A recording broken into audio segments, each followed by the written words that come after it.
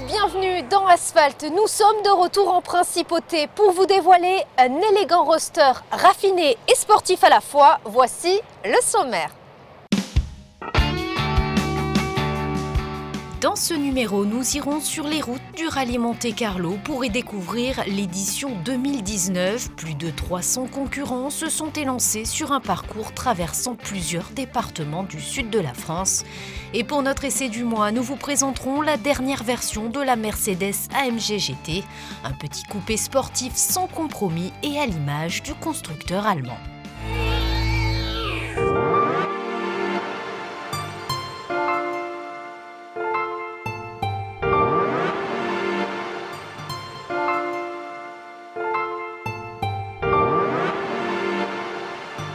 À l'essai aujourd'hui, Gilles, la Mercedes AMG GT.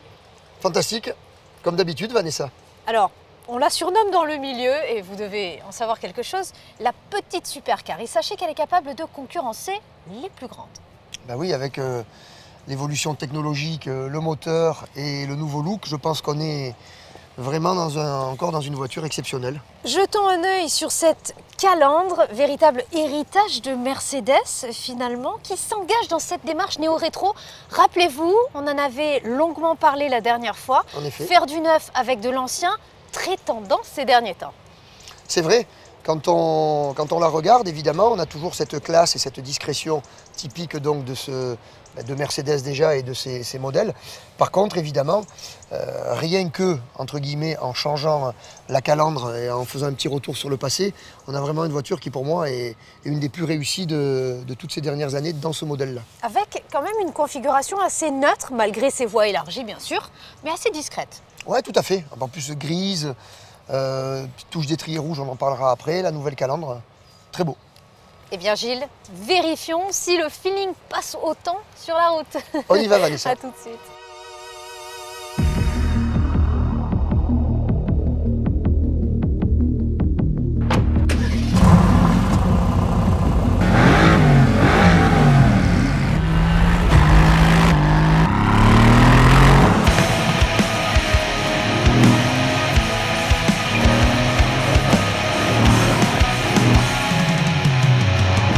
Les proportions de la Mercedes AMG GT célèbrent son puissant système de propulsion.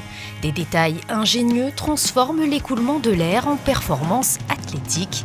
Il s'agit donc d'une voiture de sport intemporelle et innovante qu'on ne se lasse pas d'admirer.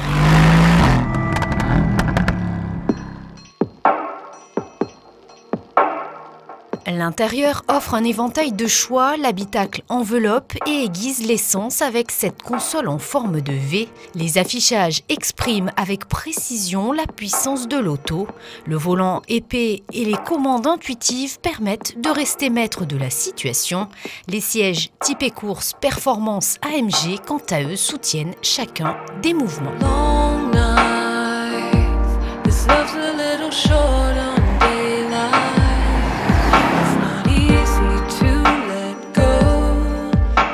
Secrets that we both know. You're here, and that's all that I care about now. Tomorrow the day appears, we can wake up and face our fears. And I don't wanna look around, keep my eyes shut. Gilles, un sacré V8, hein, on le disait, capable de rivaliser les plus grandes sur le marché. Ben oui, c'est vrai, parce qu'à la base, nous sommes dans un créneau des GT, mais des GT un petit peu particulières, évidemment, puisque là, nous sommes dans la GT-C. Le modèle légèrement en dessous au niveau performance dans la gamme, c'est la GT-S, et au-dessus, c'est la GT-R. Donc là, nous avons un compromis quand même élégance et sportivité et performance qui, pour moi, est vraiment top. Donc au niveau du moteur, évidemment, on retrouve le légendaire V8 biturbo de 4 litres de cylindrée survitaminé par AMG, évidemment. Bon, ben là, le moteur, évidemment, c'est quelque chose d'exceptionnel, c'est mythique. Ça a du couple, ça marche partout, ça prend 7000 tours, ça a une sonorité exceptionnelle. Petite parenthèse sur ce modèle, on a une touche pour augmenter la sonorité de l'échappement, qui peut être utilisée sur toutes les Tous les modes, d'accord. Voilà. Positionnement du moteur et de la boîte, ça c'est pas mal.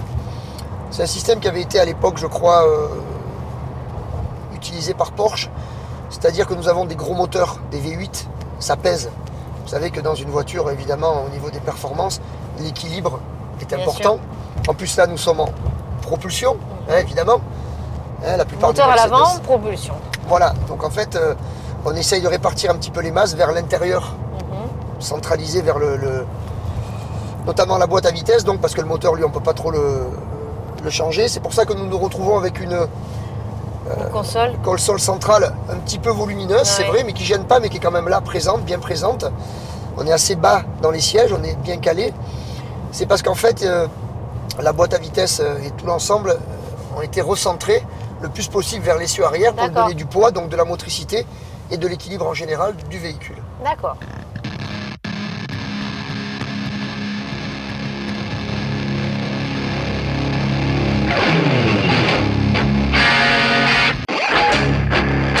Coupleux et docile, l'impressionnant V8 biturbo est placé en position centrale arrière. Sa construction légère et intelligente est faite en aluminium. Ses modes de transmission dynamique et ses systèmes intelligents permettent d'adapter parfaitement le véhicule au mode de vie.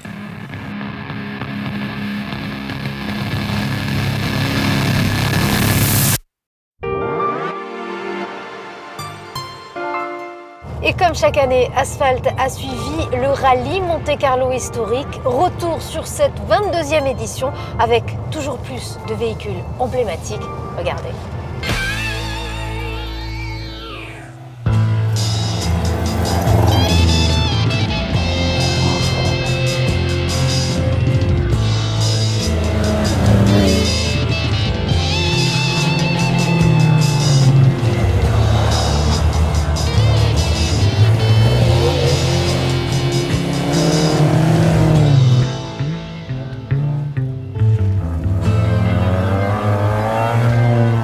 Des concurrents, cette année encore, au rendez-vous.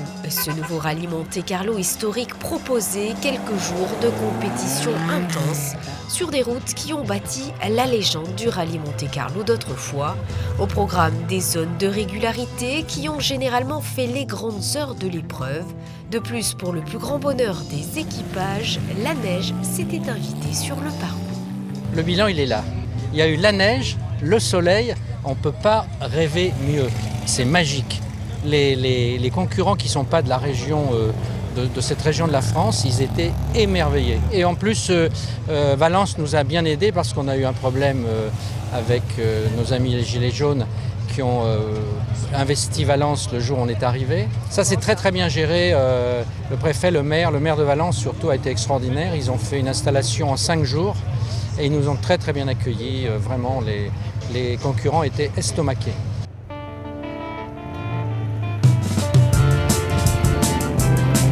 Comme à son habitude, la déclinaison historique est réservée aux voitures ayant participé au rallye Monte-Carlo entre 1955 et 1980. Parmi les véhicules, cette Golf GTI, bien connue du plateau, puisqu'elle est la voiture du champion du monde Daniel Elena. Retenu en Suède pour le WRC, c'est Olivier Campana qui, cette année, a pris le volant. L'ex-copilote a laissé son baquet de droite à son épouse. Elle est devenue la copilote du copilote du copilote. Et comme je disais, entre courir avec son épouse ou courir avec son meilleur ami, on ne peut pas divorcer de son meilleur ami. Et là, on est toujours mariés pour l'instant. On est heureux, on a le sourire et la patate. Ma copilote favorite est la plus contente. On a eu la chance d'avoir des conditions météo, des conditions de neige exceptionnelles comme je n'avais jamais vu sur un Monte-Carlo. Le col de l'Écharason en pouvant s'appuyer sur les murs de neige, c'est splendide. Voilà, jeunes gens, on a du mal à réaliser.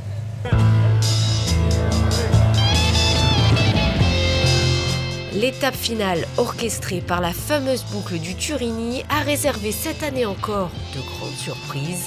Michel Badoza et Mogin Sreld sur une R8 Gordini de 1969 remportent cette 22e édition du rallye Monte-Carlo historique.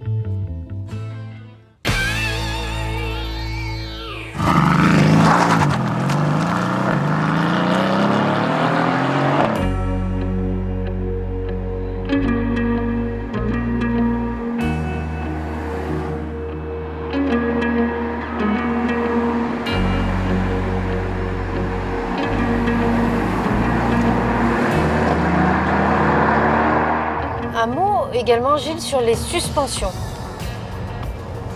On en a légèrement parlé tout à l'heure quand on a fait allusion au moteur. On a aussi la possibilité sur ce véhicule d'avoir des suspensions, on va dire, actives, qui donc peuvent être de plus en plus durcies pour éviter d'avoir des mouvements de caisse en utilisation de plus en plus sportive. Déjà, au niveau du mode confort, elle est déjà très ferme. Hein. C'est déjà surprenant. Hein. Tout à fait.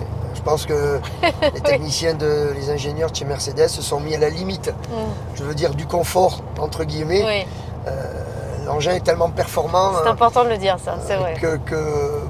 On sait que quand on achète un véhicule comme ça, on a toujours une tendance quand même à aimer la performance, et donc le sport est utilisé aussi. Maintenant, si cet été, Vanessa, avec la voiture décapotée en version confort tranquille, c'est largement appréciable et fantastique.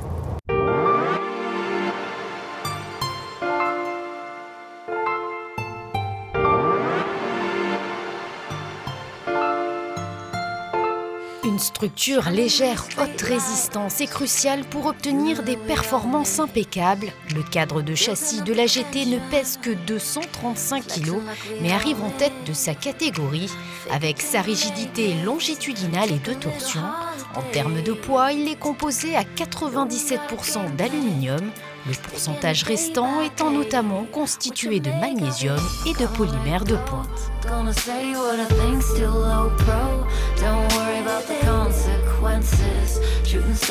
Gestion de la boîte, suspension pilotée, direction adaptée. J'ai l'impression, Gilles, que finalement, selon le mode choisi, elle reste idéalement dosée.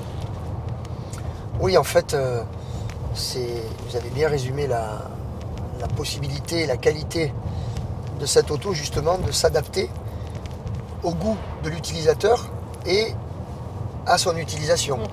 Et c'est une voiture qui est vraiment capable de rouler en cycle urbain normalement et d'aller taquiner les supercars sur un circuit à l'occasion d'un track day. Donc la plage est quand même énorme. Et du coup, je pense que c'est ma conclusion. Une voiture fantastique, évidemment. Mais je pense que c'est un des meilleurs compromis du marché d'élégance et de sportivité.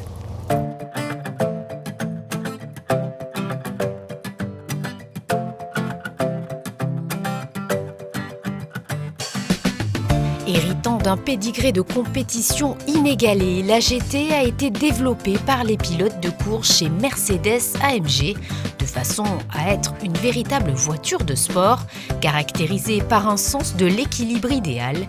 De ses proportions à sa sonorité, chacun de ces éléments révèle sa raison d'être et sa passion.